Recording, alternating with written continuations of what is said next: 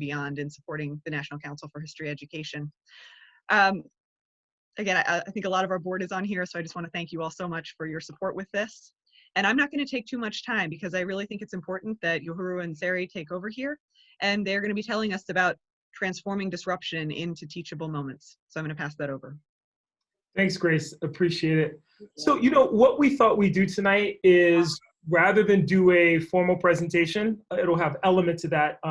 Obviously, it'll be a part of it on COVID-19, is to talk about disruption, large writ, and ways in which we as educators can think about this moment as an opportunity to revisit some key chapters in American history, in fact, in world history, and engage their meaning using the present crisis as an opportunity to do that. And, you know, we love this image for any number of reasons. I think it's great because we celebrated St. Patrick's Day, obviously, this week, and yet it was a very different St. Patrick's Day than any other we've had in the past, where Easter's coming up. So in spite of the kind of interruption to our daily routines, life goes on in some ways, but that disruption can be felt in meaningful ways as well. And we'll move on to our next slide here. Controls, so. There we go, haha. Yeah. We just love these cartoons, I'm just gonna be honest. There's just some great stuff. Yeah, we have a lot of goodies in here for you. So tonight we're gonna talk about transforming disruption into teachable moments using NCHE's histories, habits of the mind. And that'll be a central feature of what we talk about with you this evening. But we want to begin with Politico magazine and this article that came out, I believe, yesterday, Rampant Lies, Fake Cures, and Not Enough Beds, What the Spanish Flu Debacle Could Teach Us About Coronavirus. We want to start there because we want to be very clear that this is not a presentation about the coronavirus, nor will it be a presentation about infectious diseases. Neither Sari nor myself are experts in that area. What we are US history educators who are seeing disruption as the kind of bigger frame that we can understand this particular crisis in the context of. Right. And that's kind of been the obvious entry point, or the entry point that a lot of people are bringing up in conversations about this. And there's been a lot of think pieces about what lessons can we learn from the mistakes, right, of this other major flu crisis from 1918.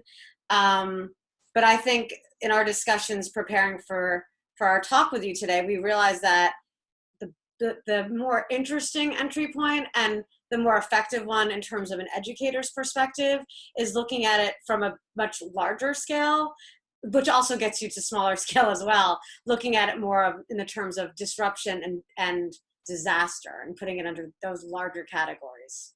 And we've got some great stuff for you baked in as a result. So let's talk about what we're going to cover tonight. First and foremost, we're going to talk about teaching disruption beyond the Spanish flu.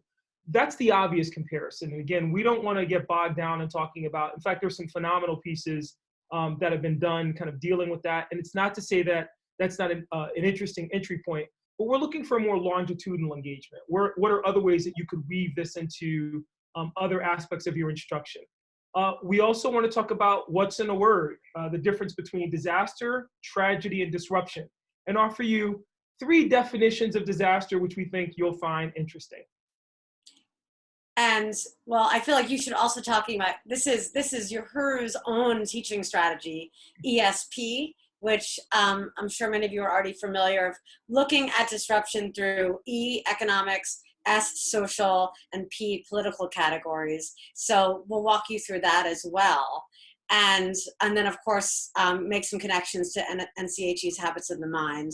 And then hopefully, I guess because we're not confined into space and time in terms of physical space, if we want to, we'll definitely have time for Q&A. And yeah, if you want, we could go like 3-4 hours. I don't think anyone has anywhere else to go. And I'm noticing some chat comments. People are, and Yohuru and I figured that this cartoon would be somewhat relatable. And perhaps some of you are in maybe not as aggressive, violently situations right now with your kids actually in cages, but I'm sure a lot of you can relate right now. Maybe some of your kids, maybe kids are asleep right now, but you can probably relate a little too much to this cartoon right now. You know what Sari and I loved about these cartoons and what went into our selection process was primarily things that would allow us to do what we want to do in a presentation with you tonight, which is to think beyond, making the obvious historical comparisons and think about the ways that this is disrupting our daily lives now, and the ways in which that's going to transform us, even in ways that we can't imagine today. And we'll talk about a number of those this evening. But I think this cartoon is a good example. We're literally, or maybe literally, rewriting the way that we think about childcare in this country in this moment, because we don't know how long this crisis is going to last. And clearly, there are going to have to be innovations and things that we do differently as a result. So that'll be fun as well. Continue to enjoy those cartoons. Yeah. So we have a question for you. What were you doing on October 13th, 2019? I'll ask it again. It's right there in front of you, but what were you doing on October 13th, 2019? Specific date, what were you doing? Anyone? We have someone's checking Facebook. Oh, this is great. You can actually, dinner in the movies. That sounds fun. Grading papers. Yeah. Church. It was a Sunday. Oh, I didn't know it was a Sunday. Oh, well, yeah, it's on there actually. It was a Sunday. Absolutely. Sunday. Conducting a stills install. Having lunch. Lesson plans. Wow. You guys were, was very busy. Busy audience. The reason we asked this question is, though, what a lot of us probably didn't realize, I know we didn't realize, is October 13th is actually a pretty significant day. It is part of International Day for Disaster Risk Reduction. We want to talk a little bit about this history because I think you'll find this fascinating. We certainly did. The International Day for Disaster Risk Reduction actually began in 1989. And so Sari and I were going back and forth and would love for all of us to think about this collectively. What was happening in 1989 that would have spurred this conversation? But it grew out of a call by the United Nations General Assembly for a specific day to develop what they call the culture of awareness around global disasters and the reduction of the same. So clearly there's this moment in 1989 where the UN General Assembly is saying there needs to be some kind of global consciousness, global awareness, and some ability for the global community to react and think about this. October 13th is important, Sari, because this was when this is when they have this conference every year. It's the International Day for, it's not a conference, but it is the International Day for Disaster Risk Reduction. And we all know about, certain holidays, and I feel like every day is like a special day because of social media marketing. But I noticed in everyone's comments, nobody was commemorating the International Day for disaster risk reduction. I didn't see all the comments, but I'm going to guess that none of us were commemorating this day or posting about it on Facebook or wherever else we post, right, Yohuru? Right, and I think what's going to be interesting is, will this change next year? I mean, this is kind of an interesting thing to consider as well. The interesting thing about this too is that the day is supposed to reinforce how people and communities globally are not just thinking about, but actually taking steps to reduce their risks to and impacts from disaster and to raise awareness. Now, we saw some things that were pretty interesting. Take a look at the graphic that you have there and some of the things that they were obviously concerned about. And we want to ask you a question. As you're looking at that list, do you notice anything? Did you go the next? Do you want to go to the next slide? We can go to the next one. Yeah, because you can see it in bigger, I think. Yeah, a little bit bigger there. Yeah. Notice anything missing? We have the chat capabilities. Let's see. Kimberly. Nailed it.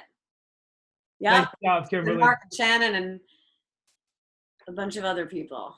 So I love that Kimberly goes immediately to pandemics. Everybody else is more general with disease. Yes, yeah. Let's talk about this for a minute, because this is pretty significant when we consider the numbers here. And there are some pretty significant numbers. So they've got numbers of people who have perished as a result of earthquakes, of storms, extreme temperature, flood, drought, landslide, wildfire. The question for us, the question for all of us as educators, why does pandemic not make this list?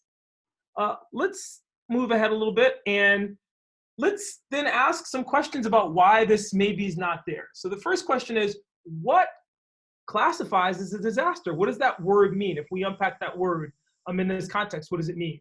And there's some, general questions we want to ask about that. Number one is there a uniform, do we have a uniform definition? Are they time bound, right? How we classify disaster, bound to time? Are they culture bound? And also, of course, do the definitions change over time based on what's happening? And then another really important question to unpack, which is what we'll do today, is does scale matter when talking about disaster? I noticed that someone, just to bring in the participation of the audience, Andrea said, but since it hasn't happened since 1919, why would we think about it? Which is a great point. It's an excellent point. And I think someone also mentioned HIV. The interesting thing is that if we take these two graphs, so we've got the one that we had in the previous slide, and now you look at these for infectious diseases, specific to H1N1 look at the years, 2014, 2015, 2016.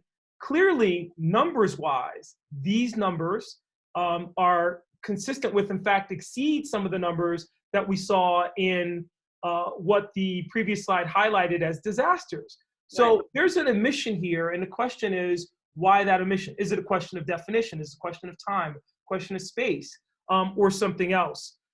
We wanted to ask a really big question, perhaps a bold question, and that's this. Yeah. Does who was impacted matter? Does who was impacted matter? And as we, of course, talk about COVID-19, aka coronavirus, we'd like to just put the question out there of, the difference between when this pandemic, well, before it was a pandemic, when it was affecting people in Asia, those people were impacted. I definitely noticed many more people talking about it here when it started sweeping through Europe. And of course, it's pretty obvious why we'd start talking about it when there were cases in the United States, right? But then who was impacted matter? And obviously you can dig in, go more granular than that when you get into the different social class as well. Yeah, and it's an interesting dynamic here. The one place that we will pause and make this connection to the Spanish flu. Clearly, there is an attempt always when you're dealing with a situation like this. Think about SARS. Think about the way that we dealt with MERS. Why is this called the Spanish flu? An attempt to try to identify or localize this to some population, part of a desire to try to control or name this thing. And as we point out here, when you're looking at two images, one obviously from Hurricane Katrina, the other one from the treatment or the way that we dealt with H1N1, clearly who is impacted matters. Now, go ahead. Yeah. And Annie, I just saw Annie pop up and she said, when Tom Hanks and Rita Wilson found out that they announced that they had the virus, then everyone started paying attention. I mean, that's definitely a good point, Annie. Love where you are, Annie, too, because Sari and I kind of went down a rabbit hole on this, but in our recent, well, not quite recent memory now, at 48, but remember the stigma around HIV. Not until Magic Johnson contracted the disease was there's kind of national conversation and sense of urgency around HIV and AIDS testing. It demystified some of the concerns, accentuated some of them in the short term. But this question of celebrity is something that we're going to get into, at least in terms of how we've been dealing with. And also Ryan White, of course, right? Which is not celebrity, but certain type of person who got it in the ways he got it. And the way he contracted it, absolutely. Yeah. So let's do a quick strategy from Teaching U.S. History Beyond the Textbook. If you know me, you know we like to talk in ESP, so we're going to bring ESP back for this. Let's just do kind of a superficial ESP of COVID-19 and ask these questions. What's going to be the economic, social, and political context of this disease? And we're already starting to see this and the impact it's having on people's discussions about the response of governments, the way that it's impacted on Wall Street and financial markets. These are two good examples of this. So we've got the political there, we've got the economic. We also can talk about this in terms of the impact on, and this is very, I think, important in terms of our students today, the fact that does our civic duty and responsibility, think about the fact that we had primaries on Tuesday in the height of this in several states. Did that impact? Were people choosing civic virtue over fear of this pandemic, even as we have this looming crisis in the financial market? So for our students, this is a pretty significant moment to delve into some of this and ask these questions. Yeah, and just anecdotally, I've been trying to teach my students in various ways this week. One way was using Instagram Live. Now I know how to use Zoom. This is much better. And one of the students commented, wow, miss, we're living through history. I mean, we live through history every day, of course, but I think it's really dawning on them in a really serious way right now. It's hard not to. And we're getting I love that they noticed too. comments about which states delayed their primaries and which didn't. And, you know, again, this is interesting. It's kind of an interesting question about how we are, you know, dealing with a crisis that has the potential to disrupt democratic practice, our Republican form of government, which is obviously important. So these are cool things, as Shannon just pointed out, for kids to hear and make those connections. Sari had a blast on social media with the ESP. Sari? Yeah, so I was really, I mean, I'm on Twitter too much, but one really big issue that actually came up when I was teaching my students on what's today, Thursday, so it must have been Monday. I was trying to pick up from where we were, and I was teaching about Japanese internment camps and civil liberties in wartime, a theme, of course, that we've been following all year. And well, I asked a question. I wasn't sure if the kids were going to make the connection. We were also using an Instagram platform, so I wasn't sure what was going to happen. And I just brought up the question. You know, we're just starting to have these, starting to notice certain things that are happening that are curtailing some rights, like we have to stay inside, we're not going to school. And I asked them, can you think of ways that civil liberties could potentially start getting eroded if we follow this path? And I paused, and within, I would say 20 seconds, it was just a stream of comments and a stream of really smart connections. And then, of course, I did a quick Google, and there's so many amazing pieces online, including this one from NPR the other day. Self-isolation orders pit civil liberties against public good in coronavirus pandemic. And this is a topic that we all love to explore with our students. And this takes it to another level, because the students are going to be living through this, right? They're going to be living through various moments in their local towns and cities where they will see certain civil liberties, where they're going to be asked for certain civil liberties to put aside for the public good. And it'll be really interesting to see where we go with this, and also how the students respond to it. Now, the great Sam Mira is with us this evening, so we won't do justice to this, but I think I love when Sari and I were talking about this earlier. This is also one of those we the people moments, because at the core, if we make that connection to Japanese internment, we know that the perception that the people who were subjected to that were done so despite the fact that in many cases they were American citizens. Today, this conversation has been, well, you could never shut down the city of New York or any other major metropolitan area because you couldn't deny citizens their basic civil rights. On a small scale, we saw this Tuesday with primaries, but we could see it in a much larger scale in the weeks and months to come, if in fact this virus will lead to some significant restrictions. And then we can talk about this in the context of 9/11 and other moments in our history where we've seen a curtailment of our liberties in the name of our safety, right? Health, safety, and morals, things that are growing out of like the slaughterhouse cases from the Civil War Reconstruction. So kind of an interesting moment as well. Sari found another great one we want to share with you. Right. So this one, I will say that I'm not an expert in this, but I actually sent this article after reading a couple paragraphs to the AP government teachers. And I said, hey, if you want to teach federalism this week, use this, right? And this is just all about the emergency declaration and the different potential ways that this could lead to the abuse of presidential powers. Elizabeth Goteen she has a pretty nuanced discussion here about it, but I think it would be really interesting to unpack this current moment, the state's response, city response, federal response, and how all those intersect and interact. And again, it's really using, like our title says, youth taking a deep dive into this current disruptive pandemic and using it as a teachable moment as students sit behind their screens on Zoom. Now, we had two great comments here from Andrea and Martin. Martin said, what about the Patriot Act? And yep. Andrea goes to World War I. I love where both of you are, because this is what we're talking about. If we move beyond talking about this simply as a moment of disruption related to an infectious disease, and we look at disruption large writ, then we can ask those broader questions about how disruption impacts our economic, social, and political life in the country, and then the long-term and short-term consequences thereof.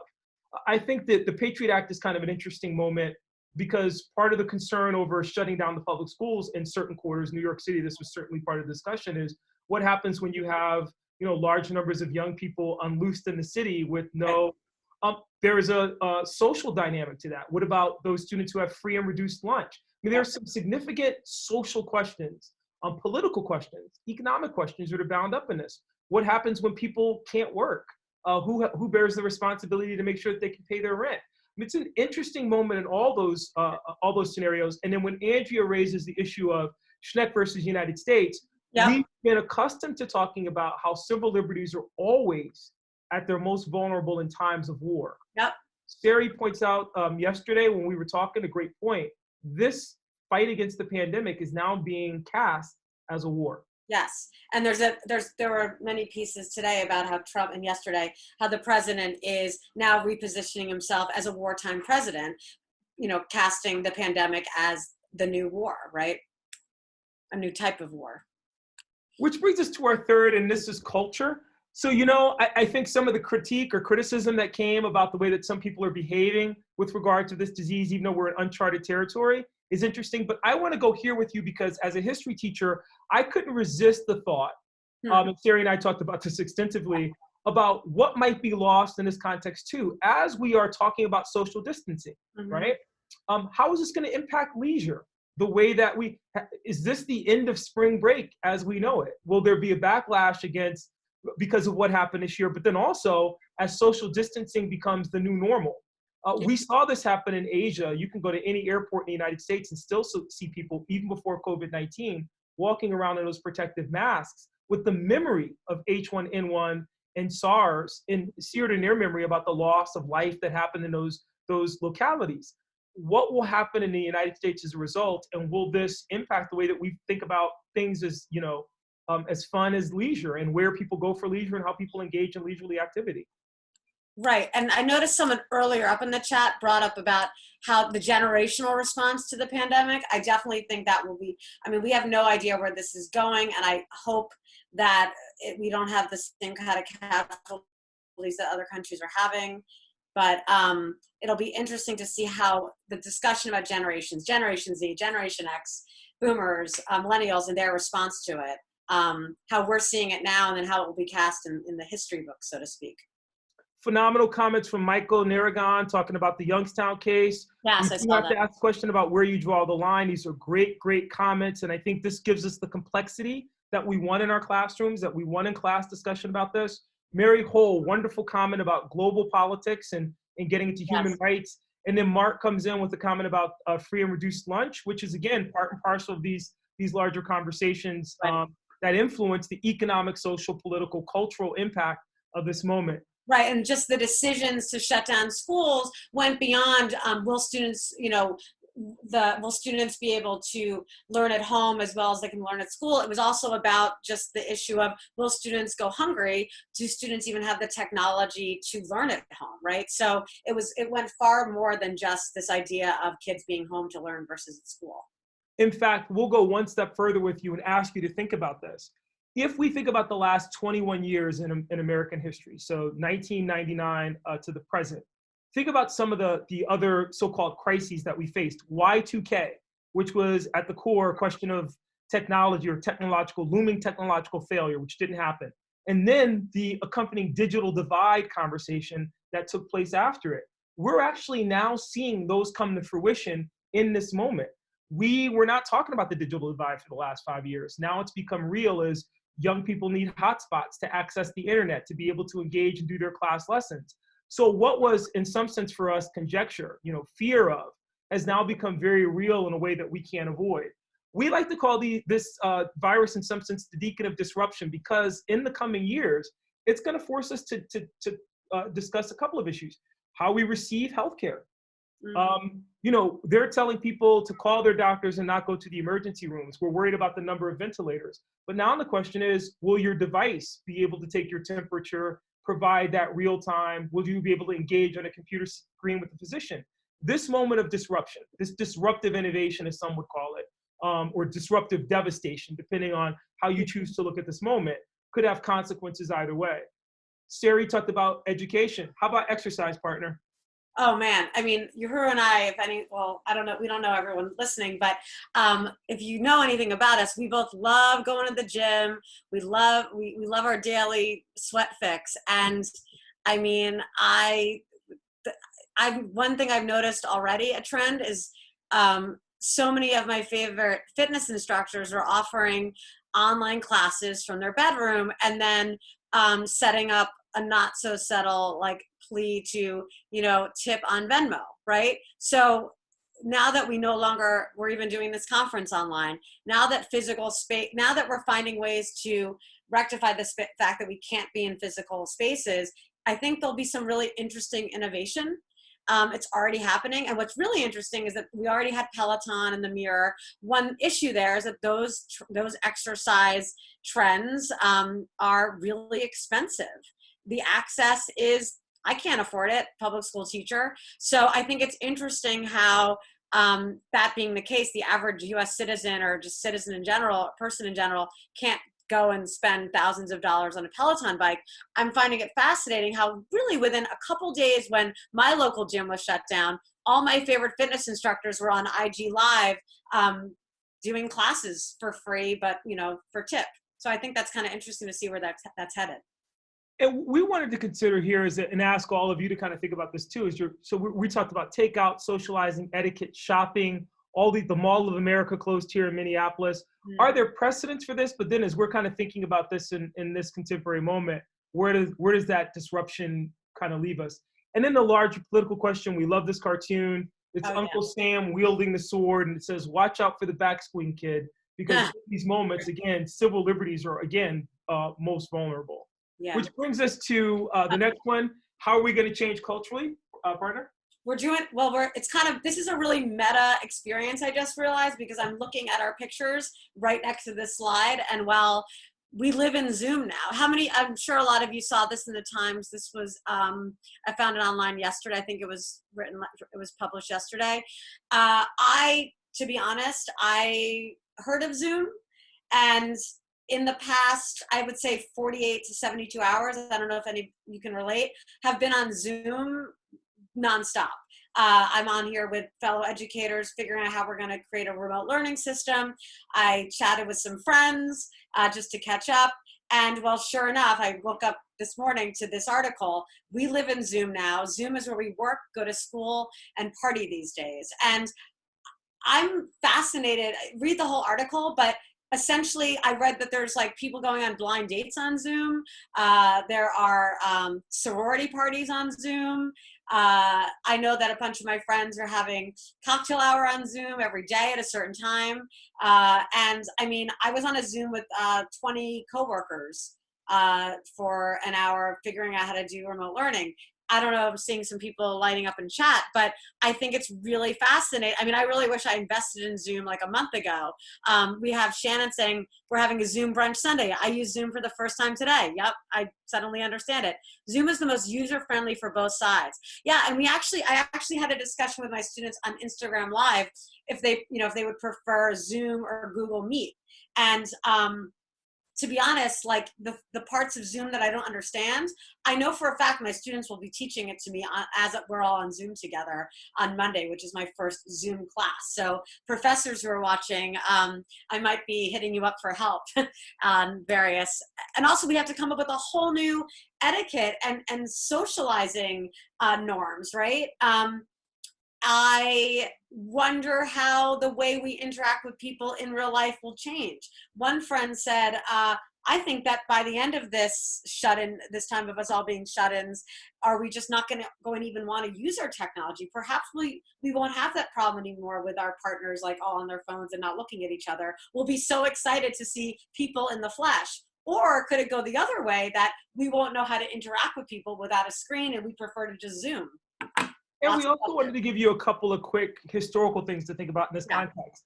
So if we look at the march of technology through the 20th century, what other innovations have produced moments where people began to question, going back to Maslow's hierarchy of needs, that intimate human interaction that people would crave, and that this disruption would somehow result in a diminishing of the same. We saw this with the conversation about radio. People are going to sit around their radio and not go out in the community and get the news in a communal way where they'd be able to share. Television certainly raised similar questions. If you go to Disney World and Epcot Center, the world of tomorrow begins with this travel through the past, where television was seen as this. And you were thinking about MOOCs and that conversation a couple of years ago about massively enrolled online classes and online education. Then there was a big pushback against it for obvious reasons. Today, we find ourselves being forced into it. And there's this concern that what will be eroded as a result. But the reality, as Sari suggests, is that we're in an interesting moment where we can kind of look back at these other moments of innovation and ask the question, again, where will we be and what will this lead to as we move forward? And as you read, I recommend that everyone read this article later, but Gen Z, there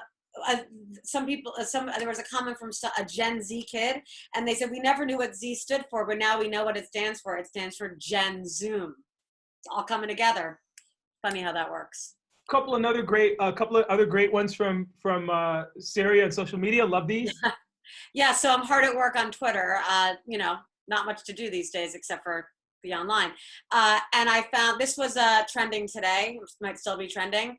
Pretty hilarious, pretty entertaining. Also a little dystopian, right? So social distancing pickup lines. I'm sure you can still find a bunch now.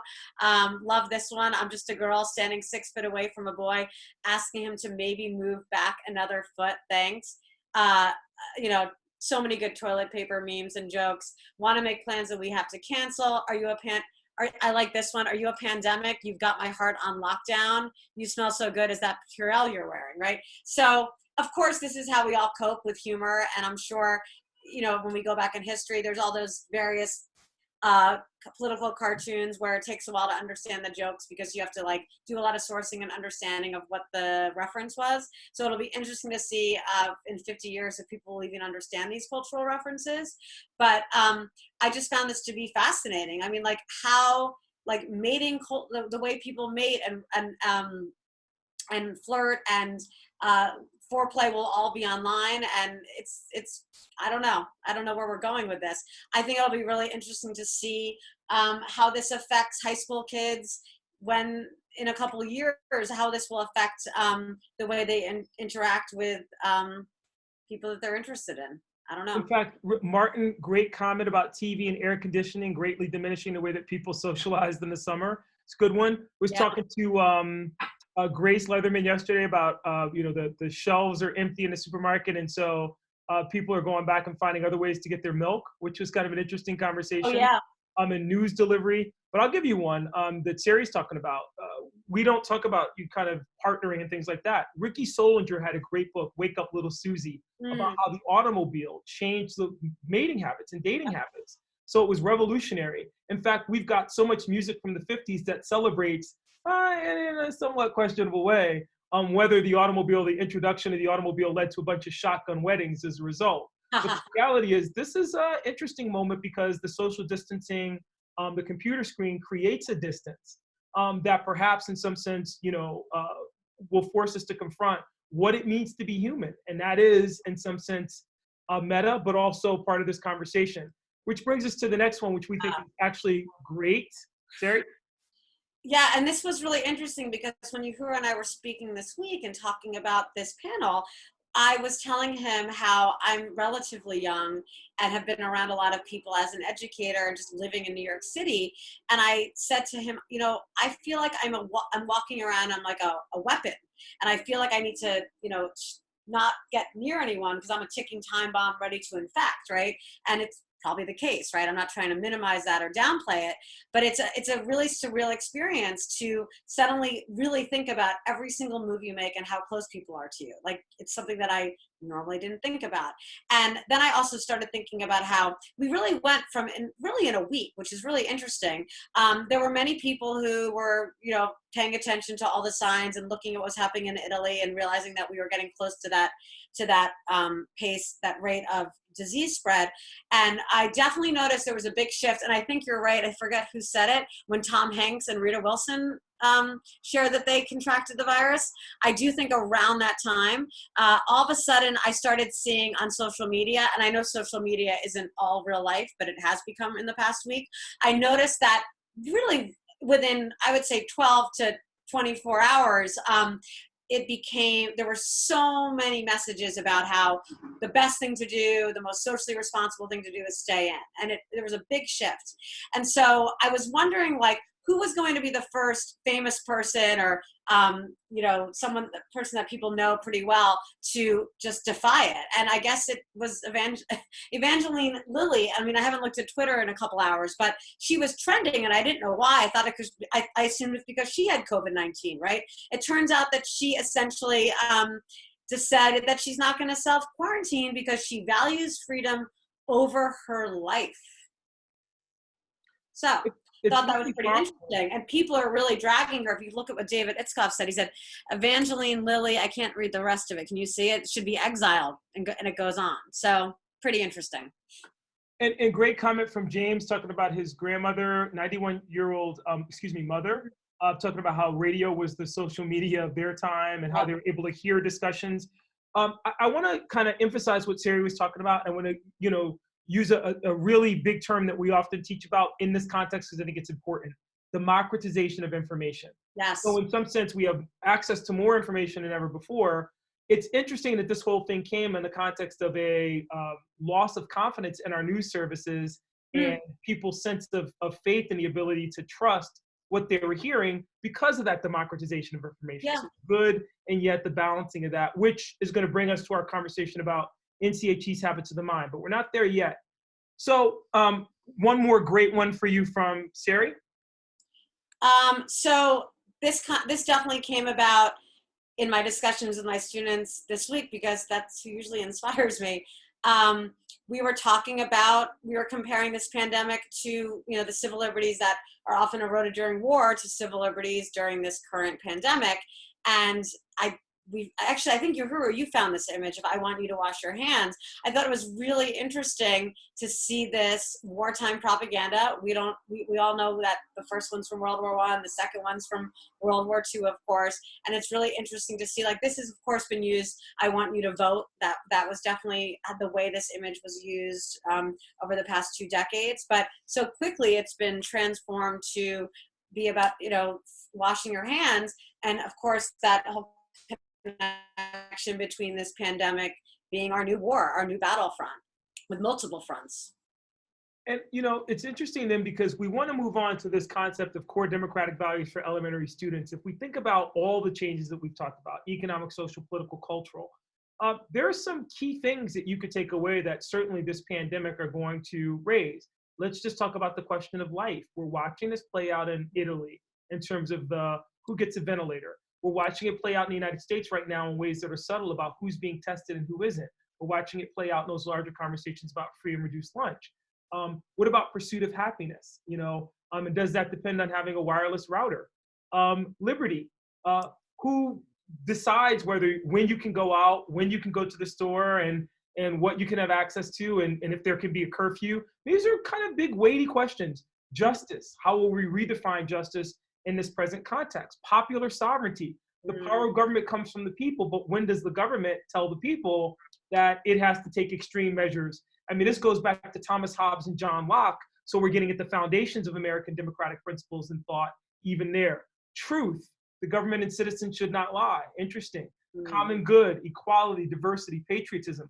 All these wonderful things that we can get students to kind of interrogate in the context of disruption, and how disruption in the case of any one of these could result in a radical reimagining on the positive side or weakening on the negative side of some things that we associate as essential to American democratic practice and identity. Which brings us to the question of how do you define a disaster? Partner?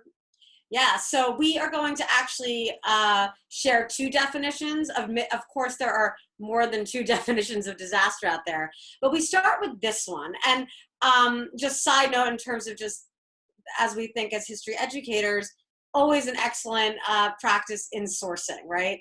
And so look at the year 1996 from the Asian Disaster Destruction Center. So we ask, what's in a word? Disaster, tragedy, disruption. So here's our first definition that we want to share with you, and I want you to think about the year in which this was written up and any connections you can make. So disaster is defined here as a serious disruption of the functioning of a community or a society causing widespread human, material, economic, or environmental losses. So notice the categories: human, widespread human, material, economic, or environmental losses, which exceed the ability of the affected community or society to cope using its own resources. Now, I want to reinforce what Sari's saying here, because we love this definition for any number of reasons. I would love to sit down with a group of students and just ask them to interrogate, looking at various chapters in American history or in global history, whether they would constitute a disaster based on this. Sari asked us to think about the date. So if we use the old History Alive mnemonic SOAP, source, occasion, audience, purpose, something's going on in 1996 in the same way that earlier we said something was going on in 1989. Mm-hmm. And also, what we loved about this is that it's the Asian Disaster Destruction Center. So it's geographic. We asked earlier to think about questions or issues of place in space.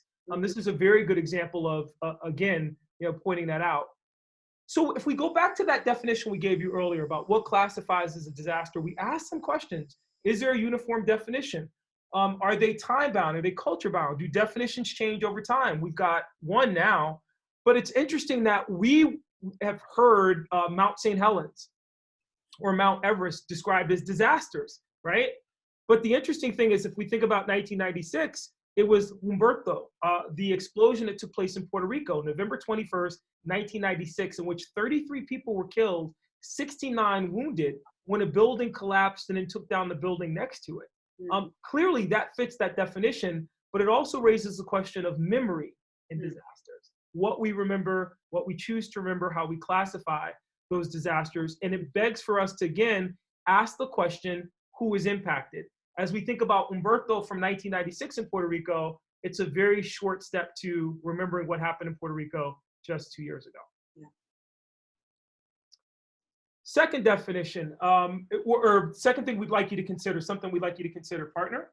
So in terms of natural disasters, we wanted to just bring this up in between our two definitions, which is basically defining disasters as such serves this important social functioning of establishing three components. And we found this to be really interesting, these three components. So the innocence of those impacted.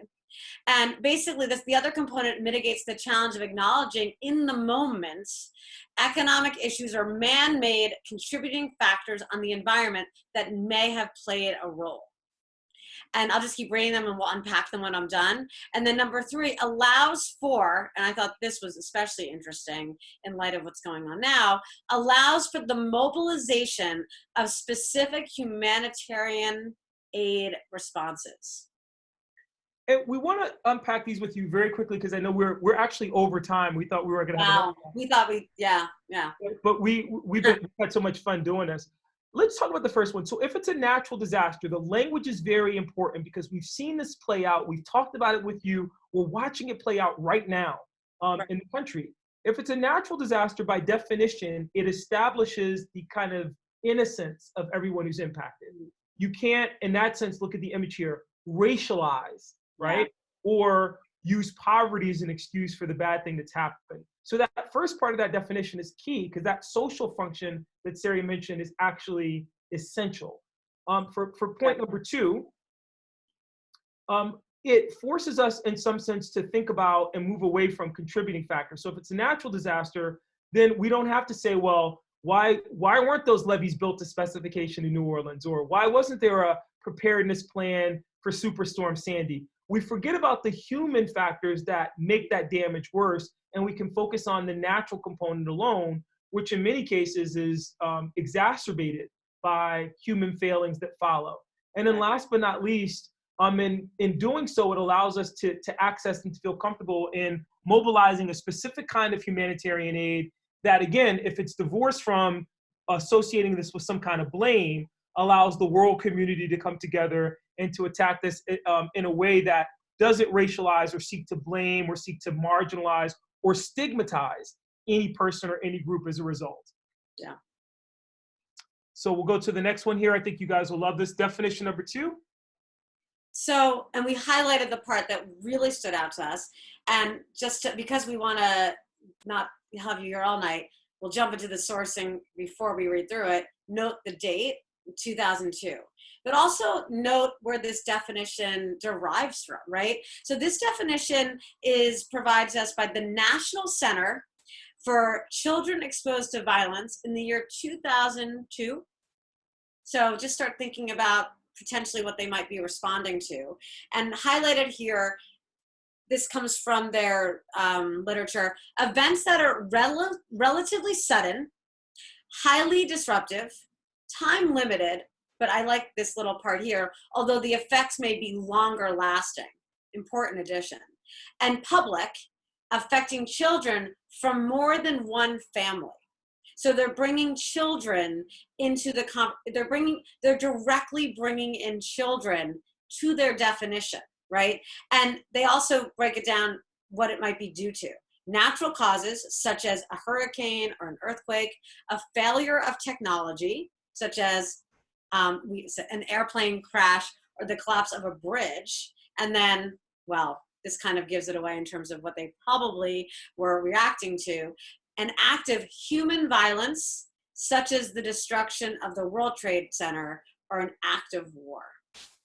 Now, what we loved about this, and I think most educators will love about it, is by putting children at the center of this, it provides for a much more organic conversation about how our students are feeling or relating to a moment without necessarily having to deal directly with that in class, but giving or creating the space for students to kind of raise those issues and make those connections.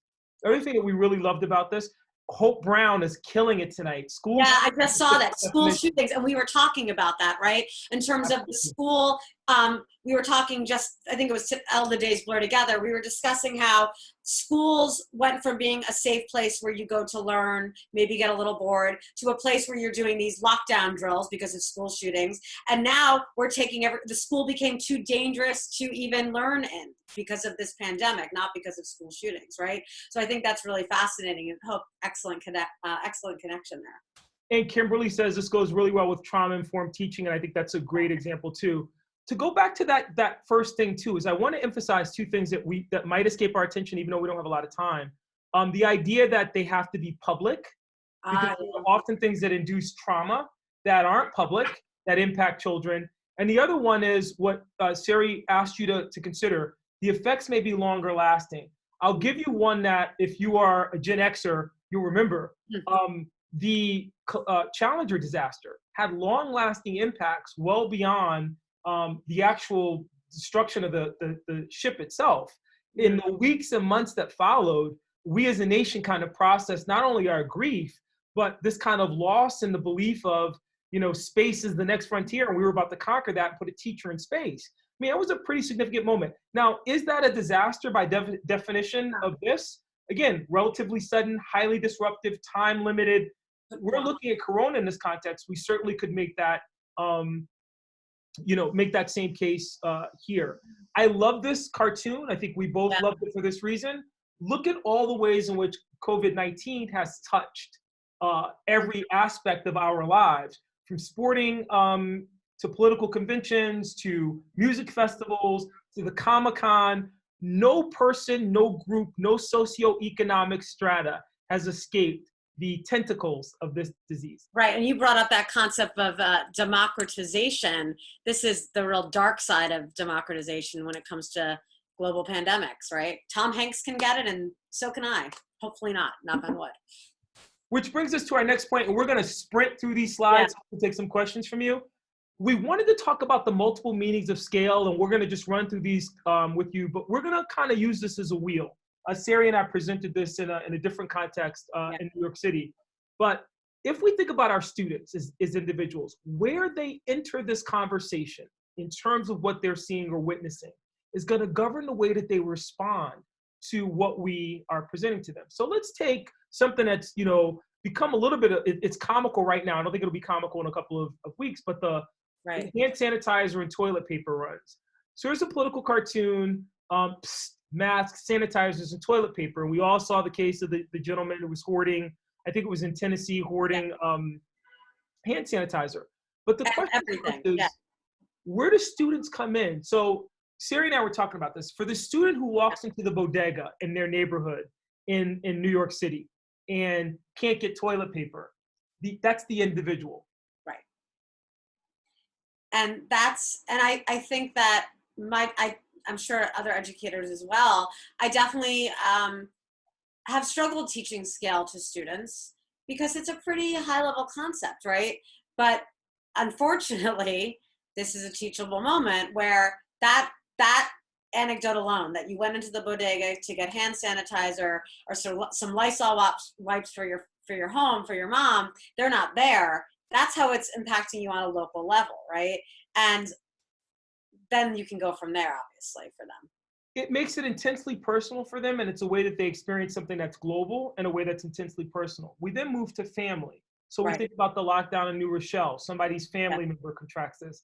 A parent is suddenly home and not going to work, and the way in which, you know, a young person might experience that.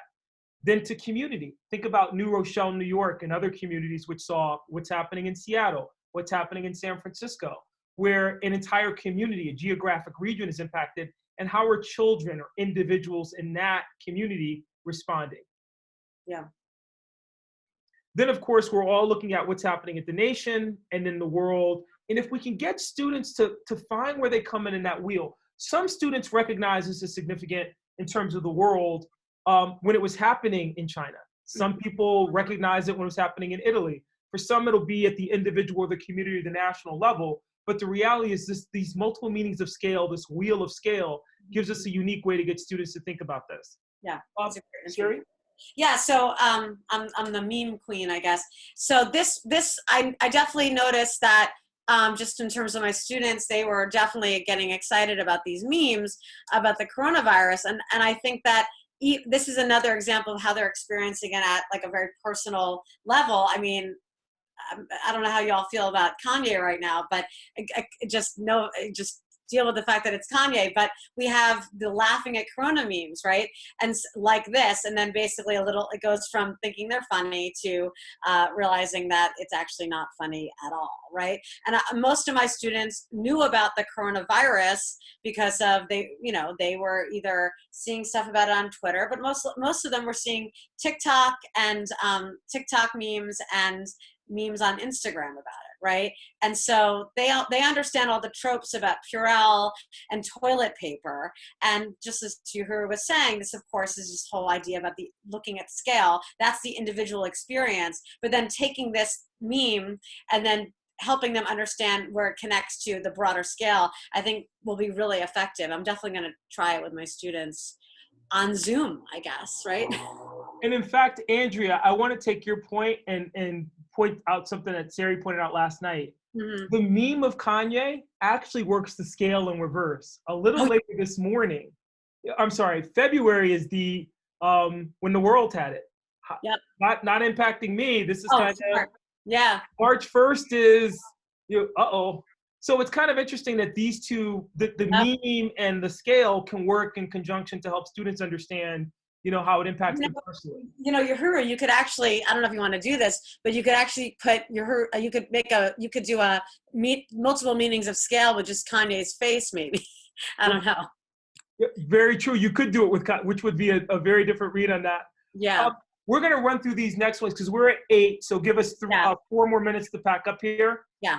Another really good one here about smartphones. We'll skip through that. Right. Great cartoon, which we don't have time for either. But we wanted to get to NCHE's Habits of the Mind. We'll spend our last 3 or 4 minutes here. One of the great things about this organization, one of the great things about the Habits of the Mind, is an opportunity to use these points to really get students to interrogate the meaning of history and really interrogate the meaning of any moment. Right now, tweets in some sense are the documents of the future. Memes are the documents of the future, the political cartoons of the future. We'll be looking at presidential statements and speeches, but we'll also be looking at what got 50,000 retweets on Twitter, which will be as significant as Thomas Nast in some sense when we go back to try to understand where people were in a moment. Absolutely. And TikTok. Don't leave out TikTok. That's the old person in me showing. Well, I barely understand it. I've been trying. Now it's too late. You've been helping me stay on top, which is important. So let's take a look at a couple of these. If we looked at civilization, cultural diffusion, and innovation, NCHE's Habits of the Mind, evolution of human skills and the understanding of nature and people. We're watching that change. Sari talked about it. We're watching it in Zoom culture. We're watching it in the way that we interact, the way that we're socializing with one another. We're watching it in the rebirth of civility in a digital age where one can't touch, where one says, does my sense of entitlement then lead me to believe that I don't care if other people are susceptible to this, even to the degree that they're closing down schools and I still go to spring break? How will it impact art, literature, and thought? When will we see it integrate into those, those areas? Anything to add there, partner? Yeah, I mean, also just in terms of music, right? Like, how will this be documented in all of our cultural works? And the fact that there are no cultural institutions open right now, how will that inspire the next generation of artists and even older generation of artists that just don't have a place to share their art in traditional format? Begs the question then about human interaction with the environment. NCHE, again, the relationship between geography and technology. Now, this is critical. And the effects of each on economic, social, and political developments. So we can think about this in terms of 3 Mile Island. We can think about this in terms of Chernobyl. We understood what those disasters were. When we're talking about it in terms of COVID-19, it's really powerful. Yeah. The choices that we make, the choices that are made by others, politicians and others, made possible, limited by climate, resources, and location, and the consequences of such choices. When we react, how we react, whom we react for, how we interact with those that are dealing. These are, an opportunity if you teach global, whether you're talking about the bubonic plague, or you're talking about the Spanish flu, or you're talking about COVID-19, or you're talking about the assassination of John Kennedy. Right. All of these things give you the opportunity to kind of delve into the interplay between the two. We'll keep going because I want to be respectful of everyone's time. You got this one, partner, and then we'll wrap up.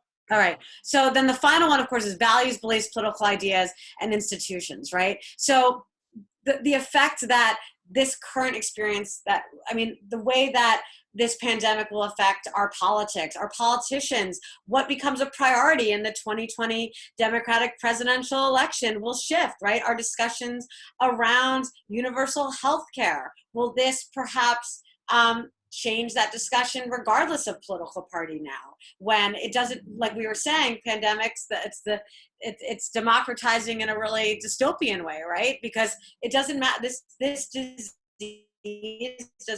virus does not know, does not care if you voted for Trump or Jill Stein or Hillary Clinton, right?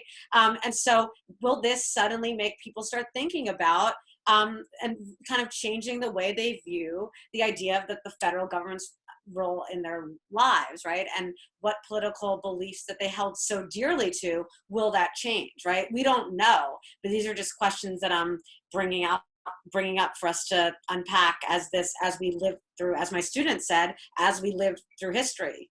Whoa, as he said.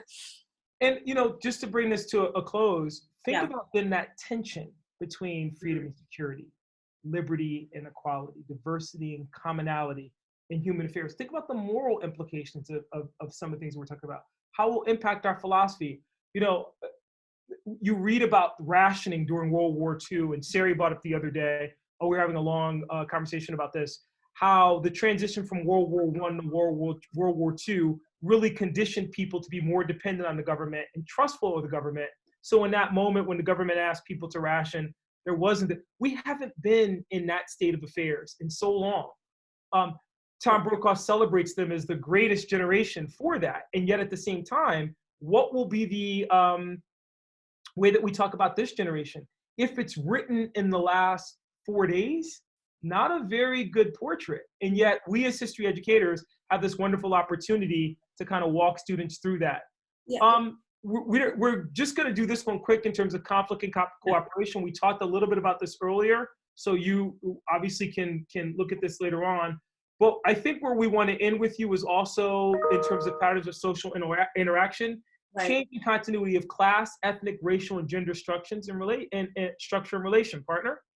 Yeah, so when we were reviewing all of these habits of the mind from NCHE, this topic, of course, patterns of social and political interaction, immediately triggered a news headline that I had seen yesterday about how a lot of people wondering how athletes and celebrities are able to get tested even when they're not exhibiting any signs of the virus, whereas regular people like teachers who are probably also exposed to it will not have access to those tests anytime soon.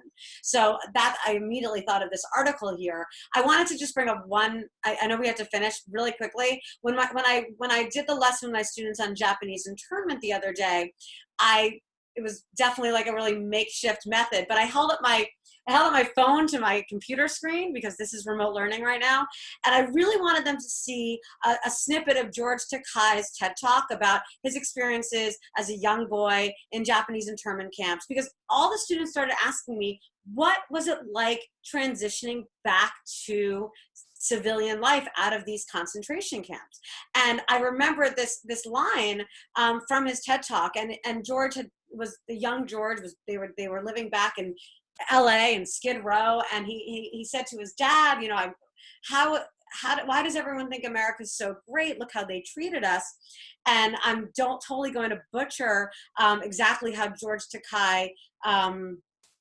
Takei delivered it, but it really resonated with my students, and then it resonated with me in these times in which we're living, because George's father said to him, we live in a democracy, son, and our democracy is as good, as great, and as fallible as the people who live in this great democracy. And I posed it back to my students for them to interpret it, and that clicked with them right away. And so it was, yes, it's finding a silver lining in a really troublesome, scary, surreal time. But I thought that was really interesting for them to think about. All we can really do is, respond to this crisis and try to be the decent people in this democracy and not turn to the erosion of civil liberties, etc. So I thought that was a really interesting reaction that my students had. And on that note, because we are 8 minutes over, we were going to end by talking about the story of the flood. The only thing we're going to do is share these lyrics, and literally we'll take some questions from you if you have any, because I know we're definitely out of time. But, again, it's not a real building. They're not going to shut down. Okay. If folks need to go, I'm coming with the mops into my room. I'm just kidding. If people need to go eat dinner, you can keep asking questions and taking questions and answers. Worried about the Sandman here. But we love this from the story of the flood from 1957, and it kind of hits on all the points that we're making tonight. In 1957, when those soaking rains hit Southwest Virginia, Eastern Kentucky, and Southwestern Virginia, some people thought that was the end of the world.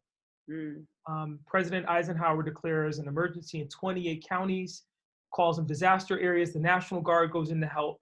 And then Carter Stanley from the Stanley Brothers wrote this song to kind of commemorate it. We only share the last line with you because I think it gets us back to the humanity, the shared humanity, which the habits of the mind should always bring you back to. Little babies were crying and others were sad, for in all of our lives we'd seen nothing so bad. But the brave and the strong were there by the score to help the sick and the needy and the safety unsure. How we all escaped it, I never will know. It must have been God's will. It was not our time to go. But by his heavenly mercy, some managed to smile and face the disaster while the waters run wild. Where will we find our strength? I mean, this is as much a time capsule in what 1957's values were as this challenge will be for us in kind of determining what 2020 values look like. It's a pretty interesting moment for all of us to kind of reflect on the politics and culture, but also, as we shared at the beginning, and hopefully we've been successful in doing this, help us to see beyond just the connection between pandemic to pandemic, but the larger question of how we really teach longitudinal adaptation to disruption. And on that note, thank you. Questions? I'm hearing virtual applause. Let's imagine that, Yohuru. It's like the awkward silence. Everyone's clapping. So we have any questions? We have some teaching through memes. Oh, Jocelyn said, Sari teaches everything I know at social media. Unfortunately, I'm on here too much. Thank you, everyone. So many claps for Mia. Yay. there's a presenter during this conference who's comparing his internment experience with those who are being detained. Thank you. Oh, cool. Applause. Thank you. Awesome. Great information. Yeah, any questions? I know everyone wants to probably have dinner or go to another Zoom discussion or Zoom party. Or go back to your kids who are like, where are you? Why are you at the computer? What are those voices coming from your room? Yeah, Mark, we're gonna, I think NCHE is gonna make the PowerPoint available. But we are asking if you, we did kind of, the NCHE took a little bit of a hit on the conference, and I realize it's tough for everybody now, but if you could see to it to making a donation to support the National Council for History, we would really appreciate it. You know how important the work that NCHE does. So we're asking if you do download or you get a copy, if you could just make a small donation, we'd really appreciate it. That is lovely. Thank you. Did not expect that at all. That's lovely. I want to thank you both so much. Yohuru Williams from the University of St. Thomas, Sari Rosenberg, 2019 Gagnon Prize winner from NCHE. This has been wonderful. I think when we think about the role of history educators, role is helping students and the wider society think about and work through these hard issues. And I know for me, this has been very helpful. I think I needed some history educators to help me think through these things. So we thank you so much. I'll leave this up if you have a couple more questions that folks want to put in, but thank you. Thank you all history educators who are just out there doing your darndest. This is a crazy time and you are doing some amazing things to help reach our students. So we really thank you. And we thank you for your support of NCHE, coming to the conference, or some of you who aren't here for the conference, who just are coming to this random pop-up webinar. We really appreciate you. For tomorrow, we have some wonderful presenters, and it's gonna be through GoToWebinar. We're hoping that's not too overloaded tomorrow. The whole world's on that too. But we've got great presenters. If any link doesn't work because of how many people are on the internet, just try the next one. We've got just amazing content for you. Do check out our exhibit hall and our poster sessions. Just wonderful stuff for you all day long. And do be in touch with us with comments or questions. Thank you so much. And we'll hang out for a little bit if anybody has any other questions. Yeah, thanks. Yeah, so if you have any questions, you can write them in the Q&A. We're still here. Yeah. Tiffany Middleton's here. We have a lot of states represented. I'm such a history dork. I'm like seeing all my friends. I love this. See, Zoom life. I love it. Zoom living.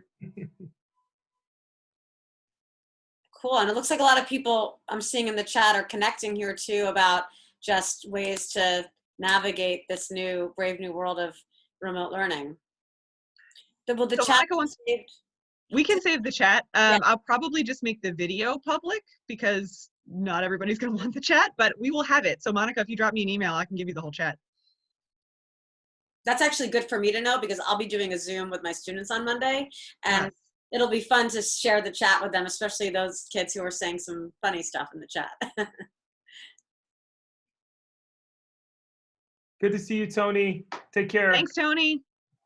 Thanks for sticking it out with some of our presentations earlier today. Yeah. Here's my favorite question. Mia from New York Historical Society wants to know why Yohuru and I are so cool. I love Mia Nagawicki. We love you. Why are you so cool, Mia? Love it. His beats, yeah, the beats. Chris Zurich, I'm seeing all these great people in here. Thank you guys for coming. Appreciate that. Oh, Tiffany's presenting tomorrow. Tiffany, what are you presenting about tomorrow? Zoom is where all the kids, I mean, I'm recently cool. Yeah, Joan says, because history teachers are cool. We are. Joan Brookbank. How's it go? Yeah, we're the coolest nerds you'll ever know. It was supposed to be a giant reception with great snacks tonight, but I'm finding this is awfully fun too. It says hate speech and old concepts of group libel. Super nerdy. No, that's really good. I guess I'm a big nerd, Tiffany, because it's scary. That's really interesting. What time, Tiffany? I could type it, but it's at 9. Yep, it's on my calendar. That's going to be really good. And if anybody else wants to find out when anything is, just go to nche.net/conference. We've got just all kinds of events happening tomorrow. We're very, very excited about it.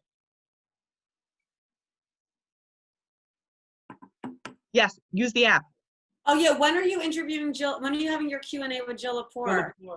So at 11 o'clock tomorrow, we're going to be having a Q&A with Joanne Freeman about Alexander Hamilton. So you can type in your questions right here. And then at 3:30, we're going to be talking with Jill Lepore, and she will also be talking about the importance of teaching history. So please come join us for that. Those are going to be great events. That's exciting.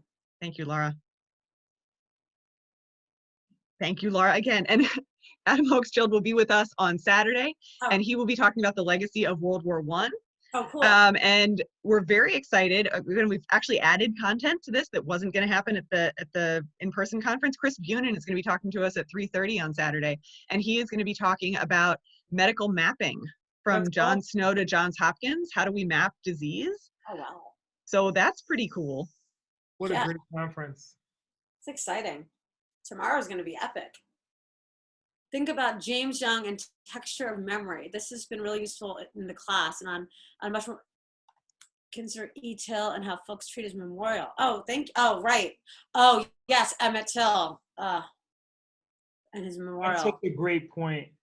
Really great point. And it would bring in the monuments piece too. That's actually great. Really good point. Well, you have our social media and our emails, so please check in. Please enjoy the rest of this conference, and I will make a shameless plug for my organization again. Not only support NCHE, but come to the conference next year because it's always this good. So it's going to be in Salt Lake City next year. You should all come. It'll be wonderful. In real life. In real life, yes. We're in one of those big bubbles that John Travolta was in that movie. Yeah, maybe we'll just all be wearing bubbles by then. And Laura has been helping me out here. Laura is sharing our Twitter handles there. And if I haven't said it enough times, our staff has been amazing. Laura and John and Matt have pulled this off in a week. It's incredible. We are incredibly grateful for them. And they are probably getting very tired at this point, but they've just been doing an extraordinary job making something completely unexpected happen. And they planned a really great conference first. Oh, Mia has a new hashtag for you. Laura is the best. We have a new hashtag. Include it with hashtag NCHE 2020. Love it. That's funny.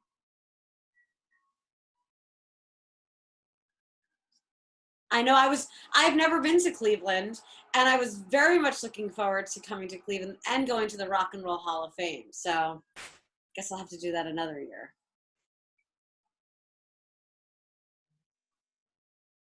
Yeah, we were. Maybe we'll get back there. We'll get back to Cleveland. Yeah. For sure. Have a great night, Kimberly. Thank you for coming. Stay safe. Martin, what do you teach?